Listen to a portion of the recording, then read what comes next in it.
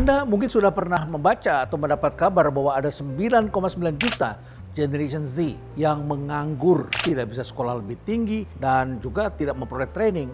Dan kemudian juga banyak yang tidak bisa bekerja. Jadi banyak sekali sekarang yang melanjutkan ke S2 karena tidak dapat pekerjaan di S1. Dengan harapan nanti kalau sudah S2 akan lebih kompetitif. Jadi ini dilema sekali situasi seperti ini. Apa dong pilihannya? Kalau kita lihat di dunia ini maka ada dua pilihan. Dan barangkali ini penting bagi kita sebagai orang tua yang akan melakukan investasi. Sebut saja investasi ya. Di Tiongkok ini sudah terjadi, namanya menjadi full-time children. Sedangkan di Indonesia pilihannya adalah sektor informal. Sektor informal itu juga bisa mengakibatkan hal lain. Dengan berada di sektor informal, tidak semuanya pula bisa membayar pajak. Barangkali mereka pendapatannya di bawah potongan ya, jadi mereka tidak perlu membayar pajak. Tetapi juga karena itu tidak mengurus NPWP dan sebagainya. Jumlahnya sangat besar di Indonesia, yaitu saat ini 58%. Kalau di Indonesia jumlah sarjana itu baru sekitar 17,9% dari total populasi kita. Sedangkan negara-negara OECD, negara-negara maju, negara industri yang katanya Indonesia sudah mulai masuk mendekati itu adalah sekitar 47,4% yang paling rendah. Bahwa jumlah sarjana di Indonesia ada 1,8 juta orang yang bisa bekerja diterima menurut Kementerian Tenaga Kerja, itu hanya 10% lowongan kerja yang tersedia bagi mereka. Tidak mengherankan 90% diantaranya kemudian tumpah ke sektor informal. Sekarang kita lihat apa target pemerintah. Kementerian Pendidikan dan Kebudayaan itu menargetkan 66,7% yang diserap. Nyatanya kan cuma 10%. Ya. Ditambah lagi walaupun jumlah sarjananya 1,8 juta yang dihasilkan setiap tahun, jumlah mahasiswanya yang ada di perguruan tinggi itu sudah 9,3 juta. Dan sebagian besar berada di sektor-sektor yang berlimpah pula.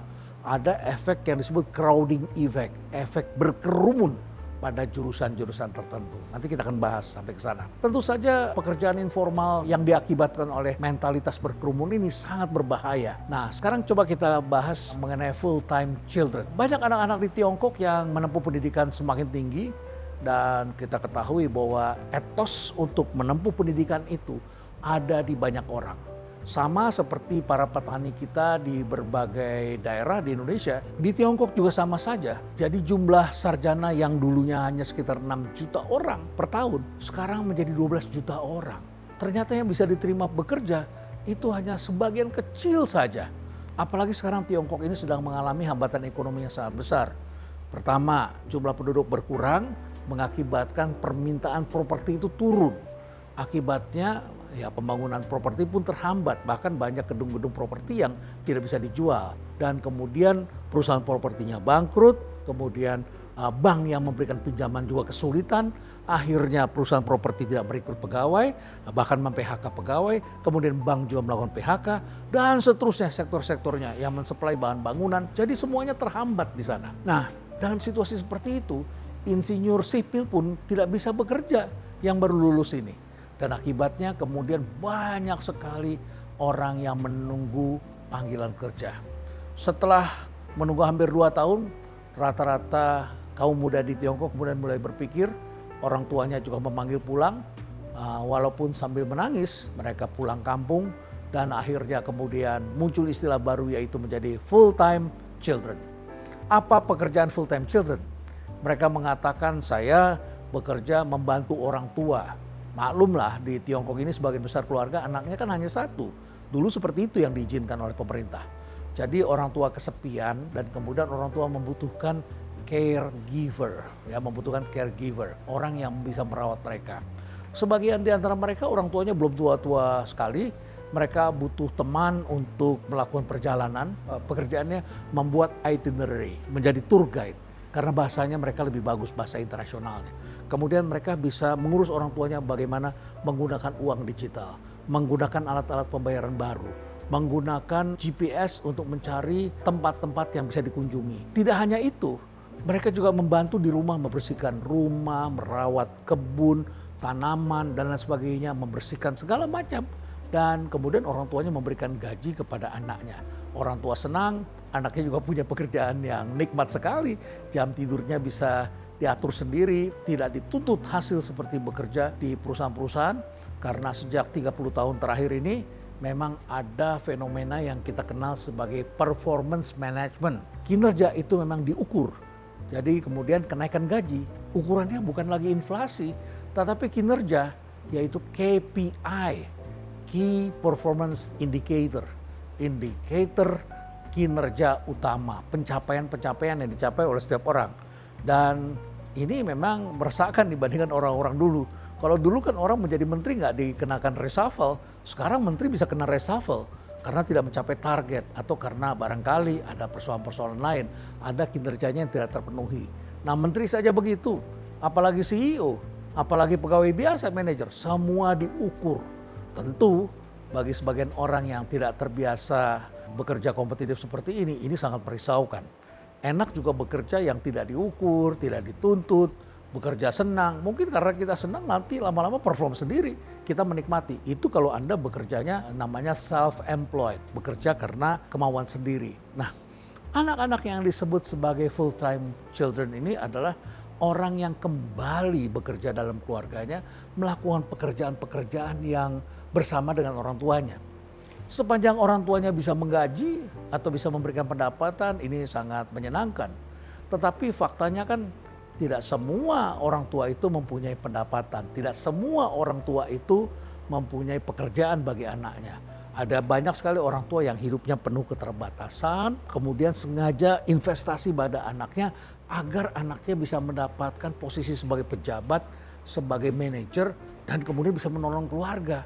Bukan kembali menjadi beban keluarga. Ini persoalan sendiri. Kecuali universitas atau lembaga pendidikan bisa memberikan training kepada anak-anak ini bahwa mereka oke kembali ke desa, tapi mereka menciptakan opportunity atau membuat sesuatu menjadi sangat berarti. Saya ingin cerita kepada Anda ketika saya jalan-jalan ke berbagai tempat di desa. Banyak sekali orang yang berpikir bahwa ini seakan-akan adalah melebih-lebihkan. Saya katakan tidak, bahwa dengan program dana desa yang sudah ada di desa-desa, saya menyaksikan sendiri memang desa-desa sekarang menjadi lebih indah. Problemnya adalah ada banyak desa yang tidak ada kaum mudanya. Jadi saya bertemu dengan wali nagari di daerah Sumatera Barat. Tepatnya di sekitar Bukit Tinggi, di daerah-daerah pertanian yang indah itu. Di sana tanahnya bagus tapi isinya adalah para pensiunan.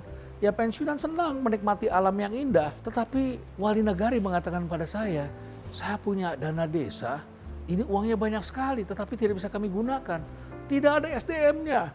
SDM-nya siapa? Orang muda. Jadi dengan adanya internet sebetulnya orang muda itu tentu pantas untuk kembali ke desa. Membantu orang tua atau mencari orang tua asuh di desa-desa, di daerah-daerah yang memang mereka kesepian. Ya anaknya sudah pindah ke kota tapi barangkali mereka juga ingin ada anak angkat yang baik yang bisa menolong mereka. Jadi sekali lagi, model Tiongkok ini tidak selalu sepenuhnya bisa kita terapkan pada 9,9 juta anak-anak Indonesia yang dikatakan berada dalam posisi sedang tidak bekerja, unemployed, atau mereka yang tidak memperoleh pendidikan yang baik, atau mereka juga tidak memperoleh training yang cukup. Jadi mereka memang tidak bisa bekerja. Pilihan yang kedua tentu saja adalah berada di sektor informal. Satu pihak kita memang mempunyai pekerjaan yang tidak banyak tuntutannya, tetapi tentu saja pekerjaan seperti ini ya tidak memperoleh pendapatan yang cukup memadai. Kecuali kita sendiri yang mengembangkan usaha bagi kita. Hari-hari ini bisa saya katakan Indonesia mengalami sebuah revolusi, yaitu revolusi kewirausahaan. Tahun 1998 ketika terjadi krisis moneter, saya termasuk orang yang datang ke stasiun televisi dan mengetuk pintu sejumlah stasiun televisi agar mempunyai program kewirausahaan. Saya masih ingat betul pada waktu itu saya kemudian menjadi host di 2 buah televisi bergantian tentunya. Dan kemudian kami mendorong agar anak-anak muda mau berwirausaha. Bayangkan antara tahun 1998 sampai 2006, corporate kita tidak melakukan rekrutmen. Mereka malah melakukan PHK. Jumlah orang yang menganggur besar sekali.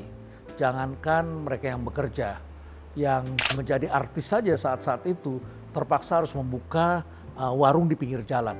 Mungkin ada yang masih ingat dulu ada Kampung Tenda Semanggi ya di daerah Jenderal Sudirman itu, dan kemudian juga ada di daerah Kebayoran, itu banyak sekali artis-artis yang buka warung. Saya hanya come up dengan ide kewirausahaan, dan pada saat itu stasiun-stasiun televisi bahkan mempertanyakan kepada saya. Mereka mengatakan orang Indonesia tidak bisa berwirausaha. Orang Indonesia itu bisanya hanya bekerja, cari kerja. dan pikiran mereka adalah bekerja di sektor otomotif dan perbankan. Saya katakan terlalu lama kalau kita menunggu sektor itu pulih kembali. Kita harus mengajarkan anak-anak kita berwirausaha. Mereka ada yang jualan kerupuk, ada yang jual pupuk, ada yang bikin batik, ada yang buat bola, macam-macam mainan anak-anak, apapun di kampung itu mereka kerjakan. Itu adalah benih yang kami tanam di masa krisis moneter, yang kemudian diberikan booster belakangan oleh Mendiang Ciputra yang juga akan mendirikan sebuah kampus berbasiskan kewirausahaan. Nah, generasi kedua wirausaha Indonesia itu mulai masuk ke sektor yang lebih modern, yaitu mereka menawarkan franchise. Lalu juga ada yang mencoba usaha pertanian, menanam anggrek, beternak bebek, lele, dan sebagainya. Generasi ketiga ini mulai terjadi ledakan karena tiba-tiba kita masuk dunia digital dan kemudian mereka mendirikan startup. Baru kelihatan di situ orang-orang Indonesia ternyata mampu menjadi wirausaha. Bahkan hari ini kita saksikan terjadi revolusi kewirausahaan. Perusahaan-perusahaan lama pun gelabakan, kesulitan menghadapi mereka karena mereka berwirausaha dengan beragam cara dan jumlahnya mencapai ratusan ribu orang. Kalau tidak kita katakan jutaan. Karena di dalamnya ada yang menjadi reseller, ya, dalam perdagangan, ada yang menjadi afiliator, yaitu mendengungkan produk-produk yang mereka pilih sendiri dan kemudian mereka ditransfer uangnya langsung oleh TikTok, Tokopedia, dan lain sebagainya. Bisnis itu bukan lagi dari pabrik ke distributor lalu ke retail, ke toko, bukan lagi. Tapi dari pabrik langsung ke rumah, berada di rumah bisnis itu. Di rumah-rumah itu mereka memasang wifi, mempekerjakan sekitar 5-20 orang, bahkan ada 40 orang. Semuanya kemudian melakukan online. Mereka juga membuat produk, mereka mempertemukan orang, mereka menawarkan macam-macam, mereka juga menjadi content creator. Dan di situ ada cukup banyak sekali orang-orang yang bekerja dengan mereka. Cara bekerja juga berbeda dengan cara bekerja di kantoran, namanya juga di rumah. Nah, Indonesia ini adalah ladang sektor informal. Saya ingin cerita kepada Anda ketika saya sedang memanggil taksi online di negeri Belanda. Kemudian datanglah pengemudinya yang bernama Hans. Dan setelah saya ajak ngobrol ternyata Hans adalah penduduk yang dulu kecilnya pernah tinggal di Hong Kong. Terus saya tanya lagi, Anda bagaimana, sudah berapa tahun tinggal di Belanda? Saya sudah tinggal 15 tahun di Belanda. Bagaimana perkembangan di Belanda ini? Dia katakan Belanda, tidak menarik. Oh, kenapa?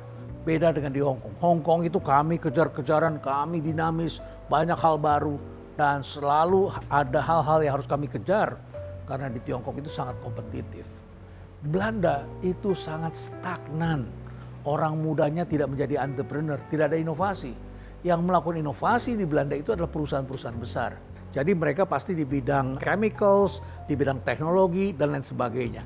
Nilainya, produktivitasnya sangat tinggi bagi negara.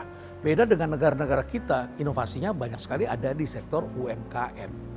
Jadi inilah gambaran sektor informal. Jadi ketika saya tanya sama mereka bilang kepada saya, namanya di Belanda itu tidak menarik, stagnan. Jepang stagnan karena penduduk kaum mudanya turun. Demikian pula Singapura stagnan. Nah, di Indonesia situasinya pasti sedikit berbeda. Masyarakat yang berpendidikan tidak begitu tinggi atau mempunyai profesi sebagai petani, buruh dan sebagainya, justru cari uang agar anak-anaknya bisa masuk perguruan tinggi dan kemudian keluar dari kemiskinan. Kenyataannya mereka menghadapi hambatan. Nah, oleh karena itulah maka kewirausahaan memang menjadi pilihan. Apa nasihat yang bisa kita berikan? Kali ini harus kita akui bahwa kita telah melakukan investasi dalam pendidikan untuk anak-anak kita sebagian besar pada bidang-bidang yang mengalami overcrowding, yaitu berkelimpahan, berkerumunan.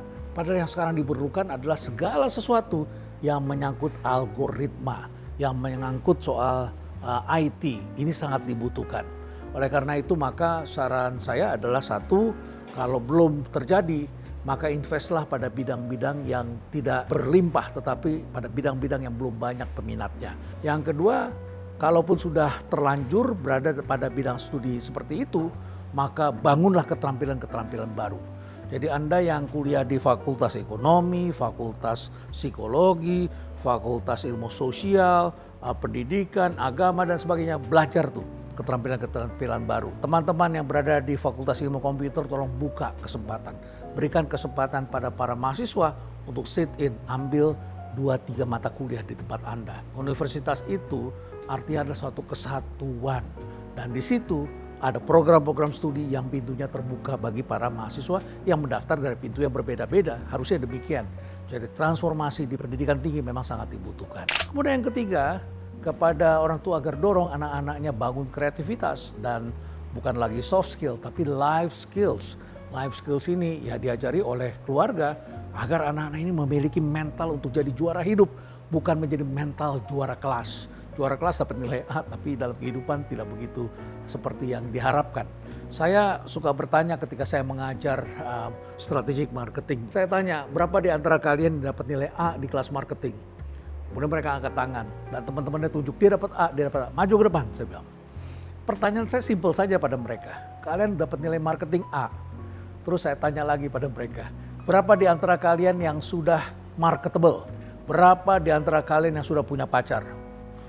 Terus teman-teman dia semua ketawa. Ini nggak punya pacar semua, Pak. Artinya pacar aja nggak dapat begitu ya. Ya ini anekdot sederhana. Bagaimana Anda nanti bekerja dapat nilai marketing A tetapi tidak bisa memarketingkan perusahaan tempat bekerja. Nah demikian pula dengan para dosennya mengajarkan bisnis tapi tidak pernah mempraktekkan bisnis. Jadi banyak ironi lah dalam pendidikan ini. Nah kemudian tentu pada orang tua jangan semata-mata kejar gelar. Gelar oke kalau memang gelar itu bisa membawa anak Anda ke dalam sesuatu yang lebih baik. Gelar saja tidak cukup. Harus ada mentalitas yang harus diperkuat. Dan terakhir tentu saja attitude is everything. Karena apapun juga ada berada pada self. Dan saya membedakannya antara driver dengan passenger. Kalau mental attitude-nya adalah mental passenger, ya dia hanya menunggu perintah. Tidak mempunyai self-discipline, tidak mempunyai anything about self. Padahal self itu adalah sesuatu yang sangat penting.